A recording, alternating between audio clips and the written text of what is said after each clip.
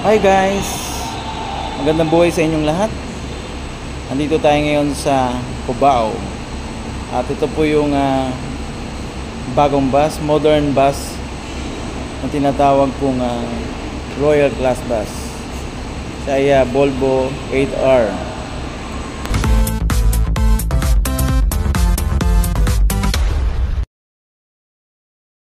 Guys, ito po yung bus papuntang Cubao to Baguio. At nagpa-picture lang muna tayo dahil ito ay history sa kanilang unang arangkada na bus. Dito yan matatagpuan sa lugar po ng Cubao. At talaga namang pinagaganda yung kanilang facilities dito. At pati yung kanilang bus talagang moderno. Second floor po siya. Hindi lang siya isang palapag.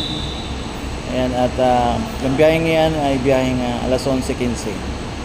At ito yung kanilang unang arangkada ng kanilang bus dito sa lugar na ito.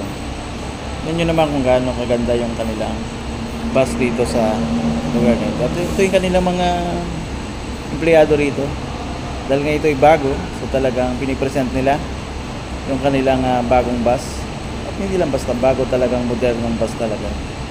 Yan, nandyan din yung stewardess at yung mga sasakay. Ayan, nakahilera na sila. Kaya pala guys, pwede kayo mag online booking para ma-sure yung inyong seat, lalo na po ito dahil ito po ay konti lang yung makakasakay dito kasi nga maluwag siya at modern po talaga. So abangan nyo po yung kasunod po na ating video. Papakita ko po sa inyo mismo yung loob ng bus. Pero ngayon po pinapakita lang muna natin ito pong labas at para ma-update tayo sa kaganapan dito sa lugar na ito ng unang arangkada ng bus na ito. Hindi lang pala ang bus ng Baguio, may iba pa rin na dalawa pa na pabiyahe din. Isa ay I think Tugigaraw at yung isa ay may isa pa na biyahe. So yung iba naman napalad kasi may mga bakante pa. So nakapag chance passenger sila. Tingnan nyo naman yung kanilang driver. Shout out sa iyo sa ating magigiting na driver na kung saan talagang silang nag-iingat sa ating mga pasahero. Ito si nanay, yung kanyang ticket ay hanggang 28 pa. So ibig sabihin kahit anong biyahe pwede niyang masakyan. At nakasakay na siya ng bus. At napalad siya dahil ito yung unang arangkada. Yan, dito yan sa lugar ng Cubao. Pabiyahe doon sa Baguio City, sa City of Pines. At enjoy lang natin yung napapanood natin at pinapakita lang natin yung panlabas lang dito sa lugar na ito. At syempre, ayan na,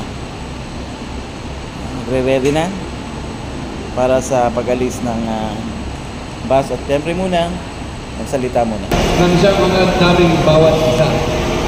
Lubos na papasalamat din po ang aming top management sa pangunay Miss Maribig Del Pilar sa mga naunang nakakuha ng kanilang ticket sa aming Royal Class Bus. Muli po, maraming salamat sa walang sawang pagtangkilik sa Victory Liner at isang payapang gabi po sa inyong lahat. Mabuhay ang Victory Liner! guys. At dahil puno na, nagre-ready na at aalis na ang bus na ito going to Baguio. Yan na At maaari rin yung masakyan ito sa kanilang biyahe. At kinabukasan babiyahe din ito ng alas 10:15 ng umaga pabalik naman ng Cubao. At sa ating mga kaibigang mga empleyado rito, driver, conductor o yung kanilang stewardess, ingat po kayo sa biyahe. Muli, ito si Real Nicolas mula dito sa Cubao, nagsasabi sa inyo, purihin ang Panginoon. Bye!